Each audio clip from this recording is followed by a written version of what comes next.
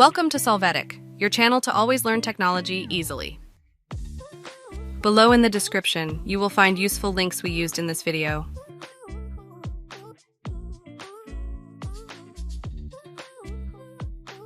Today in Solvetic, we will see how to copy or move Excel sheet to the same or different workbook, MS Excel.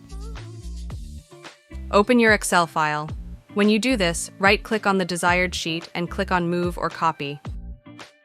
Now, in the To Book, select New Book. Check the box, Create a Copy. Click on OK and you will see that this sheet will have been copied to a new workbook.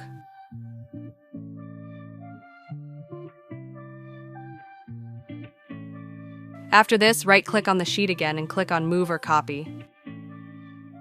There, in the To Book, choose New Book. This time, do not check the box, Create a Copy. Click on OK and you can see that this sheet will now have been moved to the new workbook. Hey, remember to subscribe Solvetic channel.